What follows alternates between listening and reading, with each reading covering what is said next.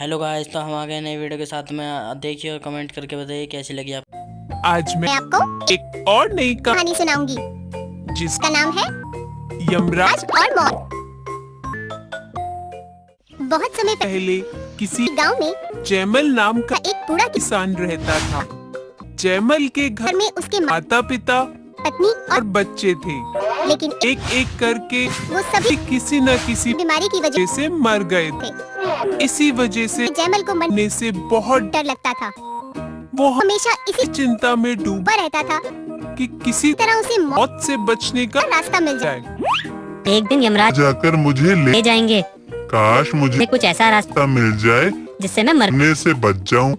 एक दिन वो अपने घर में बैठा इसी चिंता में डूबा था। था, तभी तभी उसके दरवाजे पर एक महात्मा आए। महात्मा ने जैमल से कहा, हे सज्जन, जन पुरुष मैं बहुत दूर से आया हूँ। क्या मैं मैं आज रात तुम्हारे तुम्हारे घर में रुक सकता हूँ? जरूर महात्मा जी आप जब तक चाहे मेरे घर घर में रुक सकते हैं। हैं। ऐसा कहकर उसने बूढ़े महात्मा को हाथ हाथ से पकड़ा और उन्हें प्यार प्यार से जमीन पर बिछे बिस्तर बैठा दिया। आप यहाँ बैठिए, मैं अभी ये आपके लिए खाने का इंतजाम करता हूँ। हूँ। जैमल अंदर अंदर गया और एक के बाद एक कई पकवान लाकर उसने महात्मा के सामने रख दिए। दिए। महात्मा ने वो सब सभी पकवान बहुत इत्मीनान से खाए और और फिर वहीं सो सो गए। अगली सुबह जब उनके जाने का समय हुआ तो वे जैमल से बोले, जय, मल तुमने मेरी बहुत सेवा सेवा की है, इसलिए मैं तुम्हें एक वरदान देना चाहता हूँ। मांगो। तुम क्या क्या मांगना चाहते हो? क्या आप मुझे मुझे कुछ भी दे सकते हैं? हाँ जय, मल मैंने हिमालय हाले में वर्ष जो तपस्या की, की है। मैं अपनी तपस्या की शक्ति शक्ति से में कुछ भी दे सकता हूँ। हूँ। ये सुन कर जैमल बहुत बहुत खुश हो गया। और बोला, महात्मा जी मैं कभी मरना नहीं, नहीं चाहता, इसलिए आप मुझे अमर होने का वरदान दीजिए। दीजिए। मैं तुम्हें ऐसा वरदान नहीं दे सकता। इस पर जैमल जैमल बहुत निराश निराश हो गया। और फिर कुछ सोचकर बोला, ठीक है, तो आप मुझे ये वरदान दीजिए कि मेरे अलावा जो भी मेरे बिस्तर पर बैठे वो मेरी मर्जी के बगैर यहाँ से उठ ना सके। महात्मा को इस वरदान में ऐसा कुछ भी गलत नहीं लगा। वो बोले, तथास्तु। ऐसा कहकर वो वहाँ से चले गए। वरदान पाकर जैमल बहुत बहुत खुश हुआ। ऐसे ही कुछ साल बीत गए। एक दिन जब जैमल सोने के लिए बिस्तर बिछा जा रहा था, तभी यमराज आज उसे लेने आए।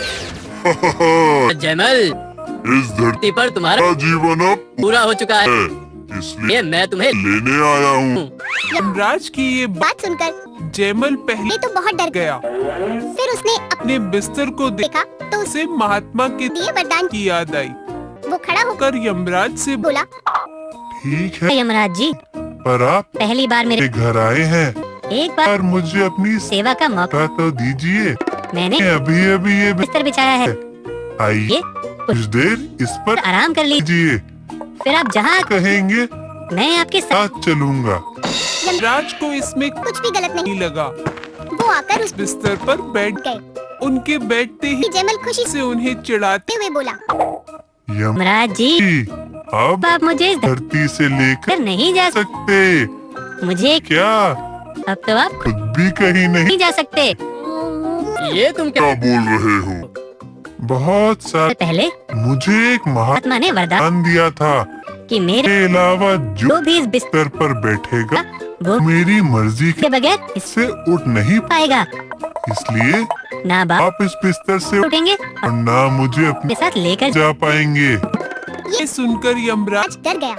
और बिस्तर से उठने की कोशिश करने लगा। लगा बहुत कोशिश करने पर भी जब वो बिस्तर से नहीं उठ सका तो वो वो हार मानकर जैमल से बोला, जयमल मुझे यहाँ से उठने दो, मैं उठूंगा नहीं तो मेरा काम कौन करेगा? तुम्हारा काम लोगों को मारना है, तुम्हें यहाँ बिठा उठाकर मैं खुद को और लोगों को मरने से बचा। रहा हूँ। ये कहकर जैमल वहाँ से जाने लगा।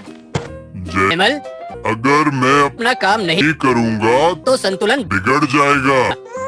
पर जैमल ने यमराज की की बात नहीं सुनी। मैं मैं तुम्हें यहाँ बंद करके लोगों को मर मरने से बचा रहा। रहा हूँ। लोग मेरे इस काम से बहुत खुश होंगे। होंगे। ऐसा कहकर उसने घर का दरवाजा दरवाजा बंद किया और वहाँ से चलकर अपने खेत पर आ गया। अब से मैं यहाँ अपने खेत में रहूंगा। रहूंगा। वैसे भी अब मैं मैंने मृत्यु के भगवान यमराज को कैद कर लिया है। अब मुझे मौत से डरने की कोई जरूरत नहीं। ये सोच कर वो बड़े मजे से अपने खेत में रहने लगा। लगा। एक दिन वो अपने खेत में बैठा था तभी तभी जंगल से एक एक जंगली सियार उसके खेत में घुस आया और उसकी कि गाय को खाने लगा। जैमल ने ने उसे देखा तो वो लाठी लेकर उसे मारने ने दौड़ा। रुक, मेरी गाय को खा। पता है, मैं अभी तुझे तुझे बताता हूँ। वो उसके पास पास गया और और उसे डंडे से मारने लगा। लेकिन उसके बहुत मारने पर भी सियार नहीं मरा। जैसे से ही वो सियार को डंडा मारता सियार जमीन पर गिर जाता, जाता लेकिन लेकिन फिर अगले ही पल खड़ा होकर उसे मारने के लिए उस पर कूदने लगा। था। ऐसा बहुत देर तक चलता रहा। रहा और आखिरकार जैमल का डंडा टूट गया। हे भगवान, भगवान, मेरा डंडा डंडा टूट गया। ये इस यार मुझे मुझे खा तो नहीं, नहीं सकता, पर ये मुझे मुझे काटेगा तो बहुत दर्द। दर्द होगा। ये सोचकर वो भाग खड़ा हुआ सियार फिर उसके पीछे भागने लगा। भागते भागते जैमल ने देखा कि जंगल के सभी जानवर गांव में घुस आए हैं और लोग उनके डर से यहाँ वहाँ भाग रहे हैं। थोड़ी और आगे जाने पर वो अपने घर के बाहर पहुँचा। वहीं पर जहाँ जहाँ उसने यमराज को कैद किया हुआ हुआ था उसने जल्दी से अपने घर का दरवाजा खोला खोला। वो घर के अंदर गया और दरवाजा दरवाजा अंदर से बंद करके जोर जोर से हाफने लगा। उसे हाफता देख यमराज ने उसे से पूछा, क्या हुआ जैमल? मेरे मेरे पीछे एक जंगली सियार पड़ गया था। मैंने उसे बहुत, मारा, लेकिन वो मर ही नहीं रहा था।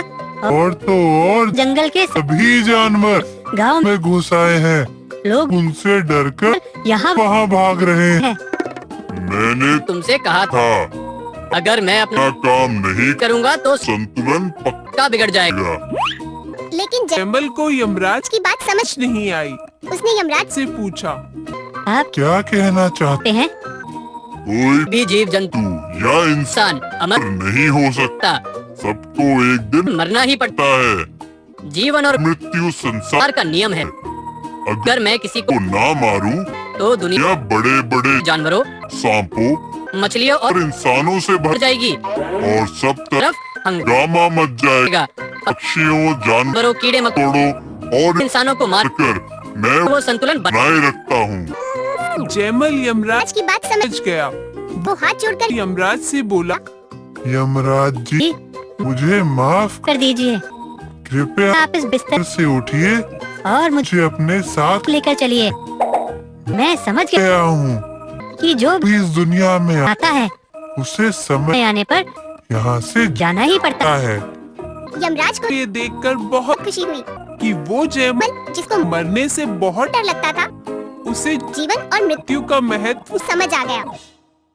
तो बच्चों, इस कहानी से हमें ये शिक्षा मिलती मिलती है कि जीवन और मृत्यु मृत्यु संसार संसार के नियम है। और जो इस संसार में में आया है उसे अपनी अपनी उम्र पूरी